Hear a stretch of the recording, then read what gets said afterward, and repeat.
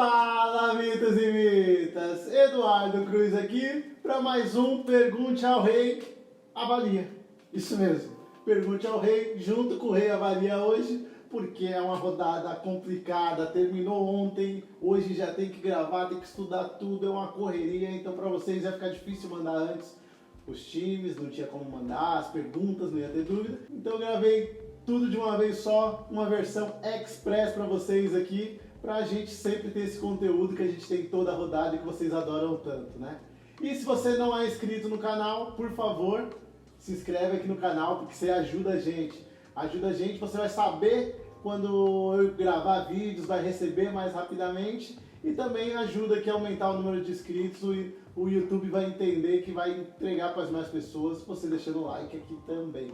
E bora para a primeira pergunta. Galhardo e Claudinho são unanimidades no Rei do Pitaco nessa rodada?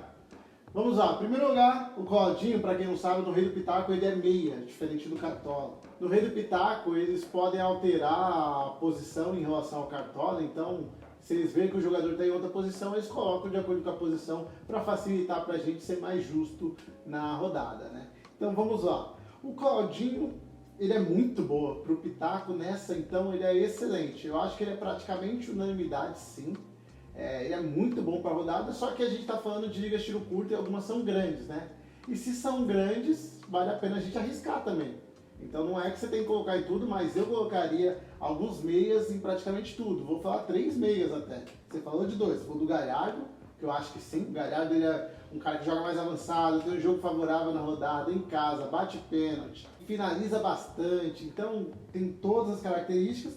E o Claudinho é um cara que pontua de tudo quanto é maneira. Ele desarma, ele finaliza, ele dá passe para finalização, ele faz de tudo um pouco, então pontua de diversas maneiras. Como meia também fica muito interessante. E outro que é interessantíssimo é o Arrascaeta, que eu sempre estou aqui comentando que o Arrascaeta é um cara muito fora de série, porque ele é um cara que finaliza muito de boas posições e dá muitos passes para finalização, deixando seus companheiros na cara. Então ele é um cara que todo jogo ele contribui com essas duas características. Essas duas características mostram muito bem quando um cara está prestes a fazer gol, a dar assistência e tudo mais. Então todo cara que tiver muitas assistências para finalização ou muita finalização de bons locais, são caras interessantes para a gente ficar de olho, mesmo se eles não estiverem pontuando. Bora para mais uma pergunta. Será que já está na hora de sair fora dos mais escalados? Já falei disso algumas vezes, diferente, mas vamos lá. O que a gente tem que fazer mais é ignorar mais os mais escalados. Isso que está faltando para muita gente. Você tem que focar em escalar bem. Você está atrás da liga? Pensa em como melhorar a sua escalação. Deixa essa questão de mais escalado ou não mais escalado para você pensar, às vezes tirar alguma dúvida e tal, mas foca na sua escalação. O maior erro da galera foi focar muito no se é mais escalado ou não. Isso é um detalhe, quem as pessoas estão escalando é um detalhe, porque muitas vezes não é nem as pessoas da sua liga. Muitas vezes é o povão que está escalando, ou os clubistas estão escalando. Isso não reflete as pessoas que são seus concorrentes. Então tem que largar mais isso e você vai ter uma noção. Você vai ter uma noção de que provavelmente as pessoas vão colocar mais. Com a experiência você vai vendo isso. Então, ignora essa questão de mais escalado e foca em escalar bem. Você tem que escalar bem. Aí você está em dúvida entre 2 jogadores, você está precisando tirar ponto, aí você vai a algum cara que você entenda que seja mais fora da caixa. Você vai entender mais ou menos quem que as pessoas vão escalar menos ou mais. Então, esquece esse negócio de mais escalado. Não tenta fugir dos mais escalados. Porque principalmente se um cara está sendo extraordinariamente escalado, talvez tenha algum motivo para isso. Então você tem que analisar e ver se tem algum motivo para isso, não só fugir. Você tem que tentar escalar bem. Você ganha escalando caras que te dão pontos, e ponto. Independente do que o seu amigo vai escalar ou não. Então foca em ganhar pontos. E bora para mais uma. O Wellington Rato é uma boa pela quantidade de metadas do Bahia para meias adversários?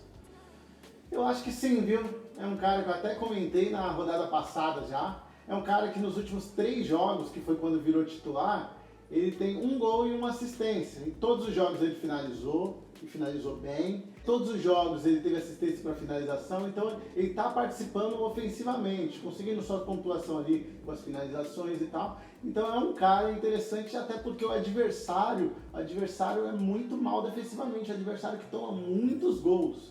Então isso a gente tem que estar muito atento. Então é um cara que vai ter chance e que poucas pessoas vão olhar. Então esse pode ser um diferencial bom. E sempre ali no Cartola a gente tem aquele terceiro meia que a gente sempre fica na dúvida. Sempre tem aqueles caras que são, você tem que colocar no estilo Galhardo, Arrascaeta e tudo mais, mas sempre surge ali um terceiro meia ali que você pode arriscar, que você pode diferenciar.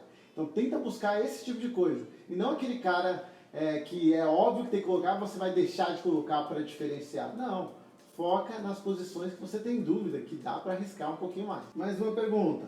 Scouts um pouco diferentes entre Pitaco e Cartola. Uma diferença boa em pontuação com o mesmo time. Como fazer? Cara, não tem muito o que fazer, até porque são poucas coisas que diferem. A única coisa que eu te indico mais é tomar cuidado com goleiros, porque isso tem uma diferença grande de pontuação de um para o outro, isso a gente tem que ter uma noção, porque são coisas totalmente diferentes. No Cartola, defesa difícil vale 4 pontos e isso pode fazer uma diferença gigantesca, é quase a mesma coisa que um SG. Diferente do Pitaco, que são defesas simples. Então, são poucas, não acaba não sendo tantas assim. Eu acho que compensa menos você colocar goleiro para defesas. Às vezes compensa mais você colocar para um SG e garantir sua pontuação. Mas, além de tudo, o mais importante é o seguinte: analise o goleiro de forma diferente. Não escale só porque você escalou o goleiro no Cartola, você vai escalar no Rei do Pitaco. Até porque se você estiver olhando lá no Cartola, escalando o goleiro por defesa difícil, aí eu te aconselho a olhar bem se você vai colocar aquele goleiro no Pitaco, porque são totalmente diferentes os critérios para goleiro. Então eu te aconselho a dar uma olhadinha melhor e ver qual goleiro você vai colocar. Então o meu conselho é: foque no goleiro para analisar se o mesmo time do Cartola vale para o Pitaco, para o Andogronada. E para os outros jogadores aí, beleza. Você pode escalar praticamente igual, não vejo muita diferença. A única coisa é dar uma olhada nos jogadores que estão diferentes. Principalmente jogadores que estão como atacante no Cartola e que estão como meia no Rei do Pitaco. E bora para mais uma. Acabou a magia do Vina? Cara, eu acho que não. Acho que não, só que as pessoas têm que tomar cuidado, porque ele é um cara que a gente escala mais pensando em gols e assistências, certo? Beleza. Então o que você tem que olhar? Você não tem que olhar só se ele está fazendo gol e assistência. Isso todo mundo vê, isso é fácil, isso qualquer um vê, e aí você não tem vantagem nenhuma analisando isso. Você tem que olhar mais a fundo o que gera gol, o que gera assistência. E aí você vê, eu te aconselho a dar uma olhadinha nos melhores momentos. Você vai ver que o Vina, nos 2 últimos jogos, ele teve muitas oportunidades. Ele, por detalhe ali que ele não fez gol no jogo contra o Santos, por detalhe que ele não fez gol contra o Internacional. Então ele é um cara que está participativo, então fica atento com isso, porque vai ser que nem aconteceu com a Arrascaeta aí. A Arrascaeta estava a mesma coisa, era a mesma ideia e arrebentou na rodada. Então vai ter uma rodada que o Vina também vai deixar todo mundo que ficou magoadinho com ele pra trás e se ferrando. Então fique esperto com isso. Eu acho que essa não é a rodada, porque contra o Flamengo é o jogo mais difícil. Porém, em outras rodadas, com certeza o Vina vai ser muito útil pra gente, porque ele não deixou de participar ofensivamente. E é esse o motivo que a gente põe ele, não é por causa dos gols simplesmente. Porque gols podem acontecer ou não por pequenos detalhes. A gente tem que olhar o quanto o cara está produzindo ofensivamente. E bora para mais uma. Como eu faço para receber suas dicas do plano de sócios? Bom, minhas dicas, eu vou até deixar o link aqui embaixo. Minhas dicas estão no plano Campeões do Caminho Joga 10. Lá eu tenho um grupo de tiro curto. A gente tem um grupo para clássica, que tem tudo lá e tal. Tem os últimos 4 campeões nacionais. Tem todas as estatísticas de um jeito mais mastigado para vocês analisarem e tal. E tem o meu grupo, que é para tiro curto, que eu também coloco minhas dicas, minha ideia de clássica, o meu time, o que eu montei e tal. E eu também coloco alguns times de tiro curto que eu acho bom para rodar, explicando as estratégias ali, né? Então, como que é a estratégia para você se dar bem naquela rodada, pensando e dando opções para vocês terem opções de fazer as variações. Bora para mais uma. Me indica 2 SGs para rodada. Então, vamos lá. Primeiro SG, mais óbvio, acho que o do Internacional. O Internacional pega o Goiás, que embora tenha dado uma melhorada e faça seus golzinhos ali nos jogos, não é um time tão bom ofensivamente, tão criativo, que cria tantas oportunidades assim. Eu acho que o Inter pode sair com o SG, porque o time deu uma melhorada, então deu uma mudada naquela fase que estava ali. E o Inter é o time que mais conquistou o SG também, né? em 39% dos seus jogos conquistou SG, então é um número muito alto, então pode ser bem interessante para rodar. E outro time interessante, que talvez as pessoas não olhem tanto, é o São Paulo. O São Paulo enfrenta o Santos, tá? E isso é um clássico, pode assustar, o Santos tem Marinho e tal, mas acreditando que o Santos possa ir com os reservas, então é por isso principalmente que eu estou olhando, acaba que a defesa do São Paulo pode ser bem interessante, as pessoas podem falar, acabou de tomar 4 gols no último jogo, não dá para colocar essa defesa e tal. Mas a verdade é que o São Paulo, principalmente em casa, é disparada a melhor defesa do campeonato em casa, então acho que vale a pena aproveitar sim, é uma das melhores defesas do campeonato até o momento. Então acho que com o Santos reserva, o Santos que não fez gol em 2 dos últimos 3 jogos fora de casa, até muito devido a isso, a poupar jogadores e tal, eu acho que vai poupar para esse e isso pode ser uma boa rodada para o São Paulo. E bora para mais uma Ligas do iPhone PS5, do Rei do Pitaco. Defesa favorita e as melhores opções do meio para frente? Não muito, viu? Não muito. Essa liga é muito grande, essas duas ligas são grandes. Então tem muitos concorrentes, então vai ter muitas pessoas fechando essas defesas. Então se você for com um time só com os melhores ali do meio para frente, sem pensar em algo diferente, você vai ter muitos times parecidos, e aí se tem muitos times parecidos, o seu time precisa ser mais perfeito para você ganhar.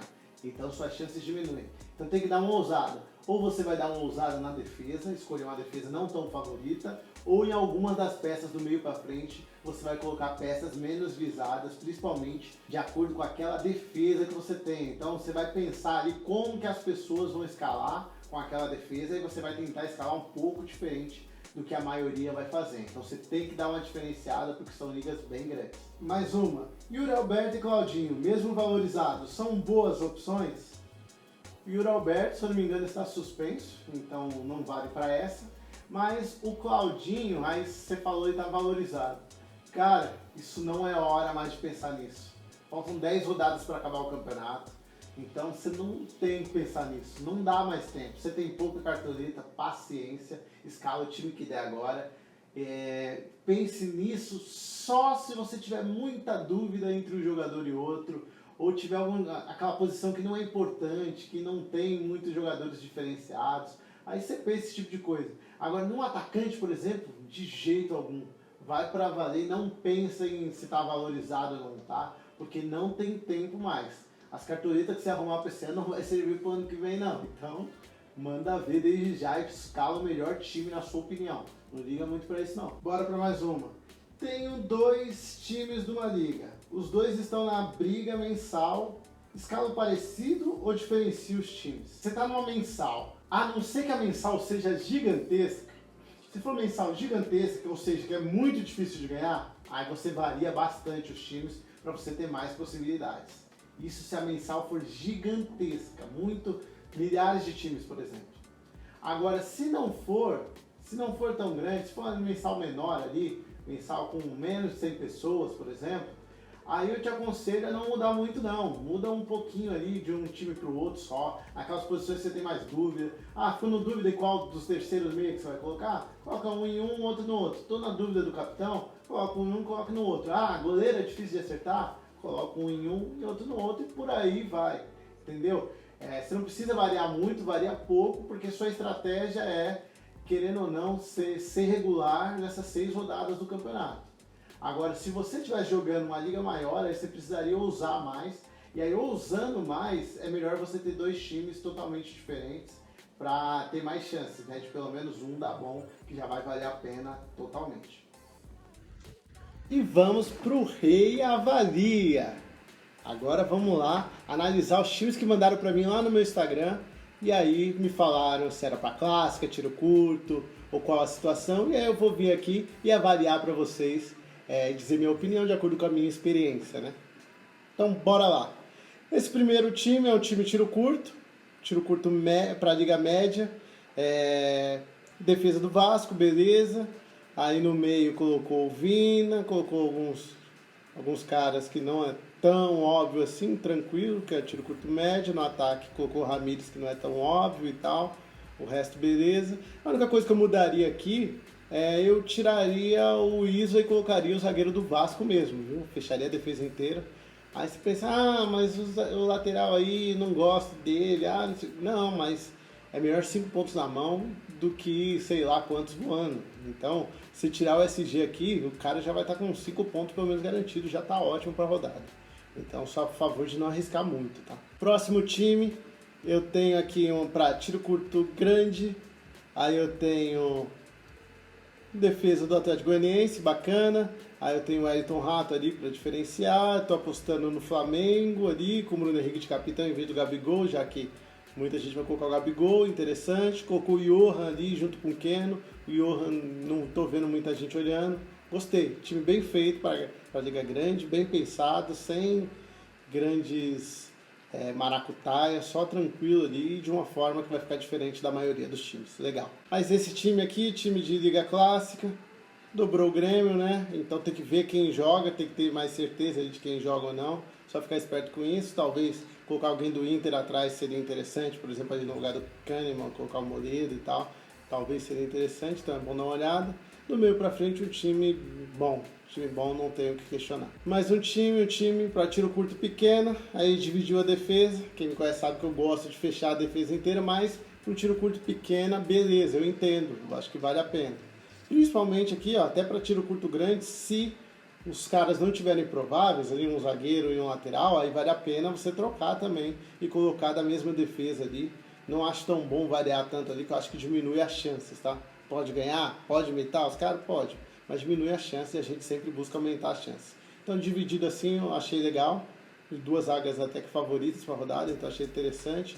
No meio ali, padrão, tranquilo. No ataque também tranquilo. Gostei, time bem montado para a rodada.